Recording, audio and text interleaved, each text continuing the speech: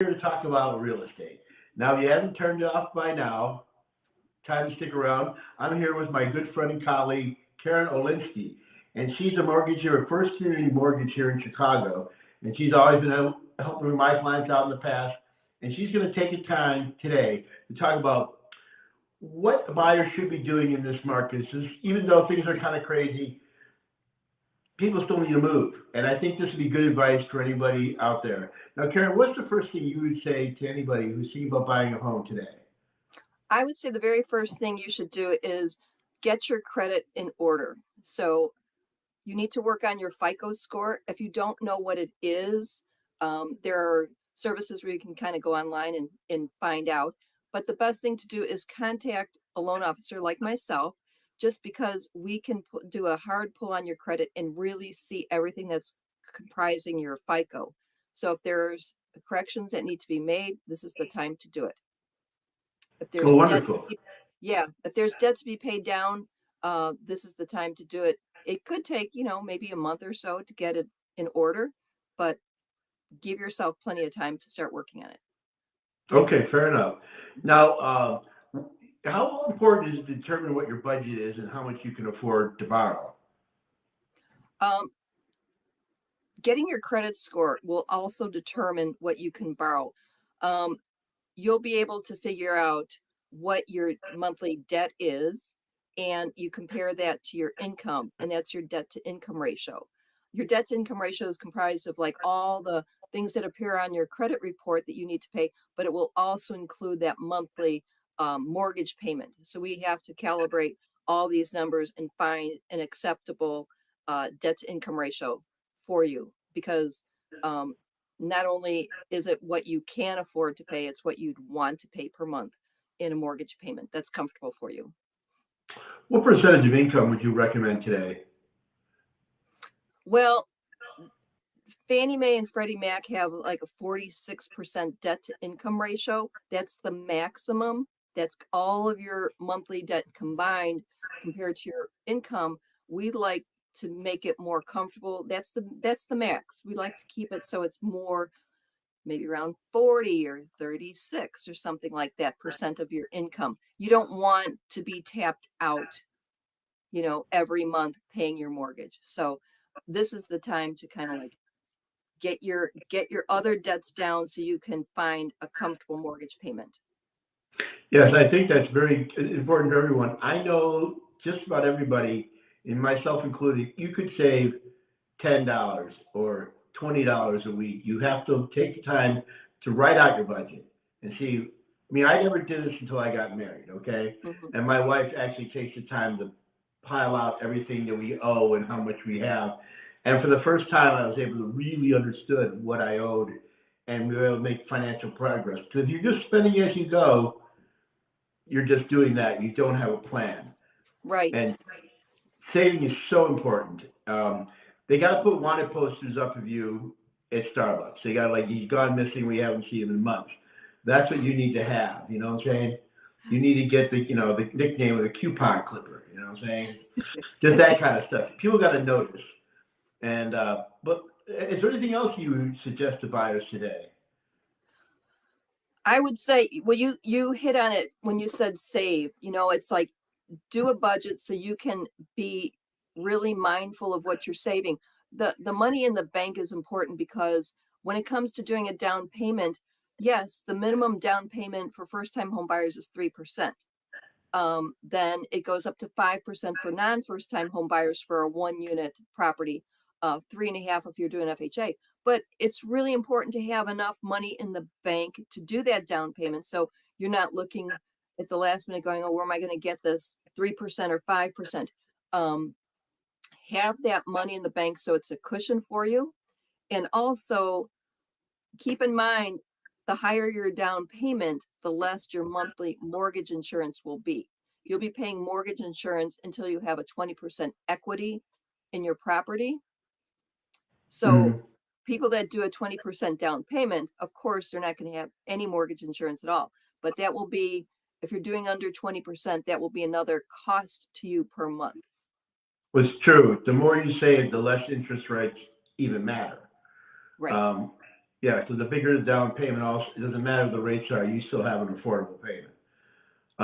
Now, is it good, are people looking to buy an adjustable rate mortgage nowadays and then hope to refinance in the future? Is that necessarily a good idea for people? Well, for some people, maybe you want to do an adjustable rate, but I haven't had anybody looking for that for probably over a year. Right now, I think people are realizing interest rates are in the high sixes, floating around seven, depends on the day, what's going on in the market.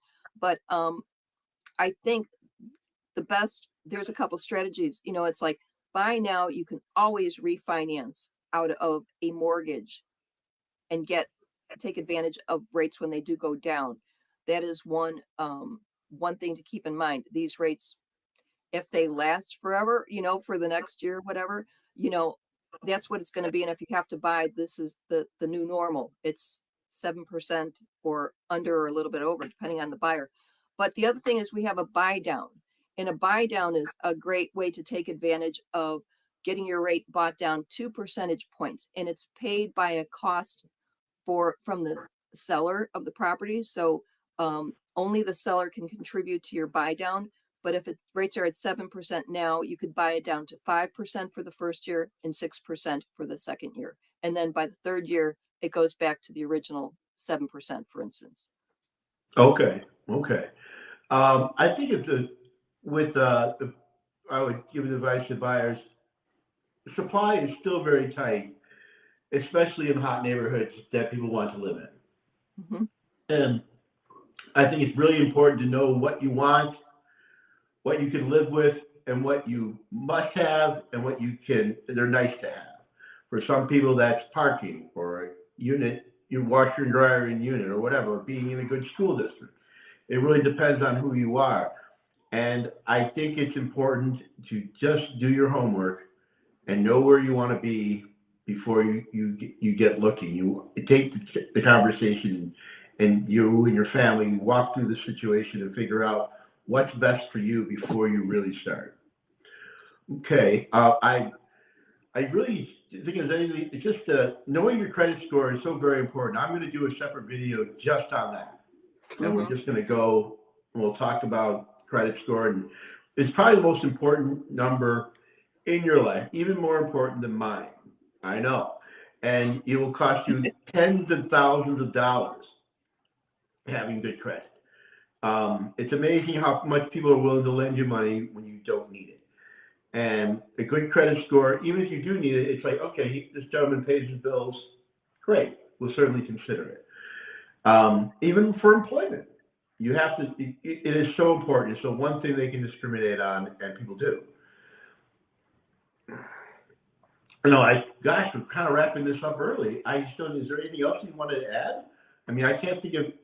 You know, it, Well, I can't emphasize enough the fact that if you're considering buying anything this year, really start thinking now about talking to a lender, because that'll get you um, what you need to start saving, to pay off some debt if that's what you need to do, to start determining that budget, to figuring out how much you could afford on a home purchase. And so, Tom, by the time you get a person that's been talking to a lender, you'll be able to direct their search so much more easily. You'll know what the parameters are for purchasing, and it's just good to have that time to prepare. Preparing for home ownership is a very big step. so this is not a light undertaking, and even more so nowadays. Just take the time to plan and Yeah. save, save, Mhm. save. Right. And yes, that. Um, Now for home prices, I'm really kind of shocked, and I think this is what's going to happen, is we're moving sideways right now. And I think we're going to probably keep moving sideways until inventory really catches up. But Mhm. honestly, inventory is so tight that it would have to be a huge amount of homes coming on the market even to get to 6 months, you know? And that would be Right. a shock to everybody. Right. But Right. yeah, but so far that's really not the case. It's still people have a hard time moving because they've got great rates, and they know they can't stay in the same neighborhood, and that means they're stuck in a weird way. Yeah. Um, Yeah, I think the most important thing for everybody to do is save your money, watch your credit score, and have a good idea of what you want when you start. Maybe not, maybe owning a home isn't quite right for you now. In the long term, it's always a good idea because you gotta live somewhere, and you might as well own where you live instead of making your landlord rich. You should do it. This is completely off topic, but I'm gonna drop it off anyway. My personal opinion is everybody's first home should be a two flat. Now, I know that home ownership, I mean, being a landlord, not everybody's cut out for it. And that's absolutely something you have to consider. But if you don't have a problem with living in a building with somebody above you or below you, and it's nice you own the place, so you are the king of the castle. Um, that that extra rent will help pay the mortgage and also give you that extra protection. Say, if you were, God forbid, lose your job or things just get a little hairy. Okay, well, guess what? We're still got the rent coming in from upstairs. You Right. know, um, and it's just for building equity and just having someone to help you pay the mortgage. That's my opinion. I think everyone should do two flat. Stay away from one bedroom condos unless you really like the neighborhood and you're like willing to understand that in 10 years your apartment is not going to be worth very much than it is now. Mhm. But that's pretty much it. It's just you can do it. There's no reason to be scared about the market today. You're back. This is the new normal, and it's just you're going to have to see what you want. You got to be able to afford it. You save your Mhm. money, and that's the biggest thing I can think to help you, everyone out there. Yeah. Okay. Well, Karen, I really appreciate you coming on for us. Now, if you're interested in any more information, there's a QR code up there, and if you scan on that, hopefully it works, and then you can you can give your information, and Karen can contact you, and we can help you take the first steps to buying a home. Okay, everyone. Uh, Thank you, Karen. Take Thank care. you, Tom. Okay, and I'll send you a copy shortly. Bye bye. Okay.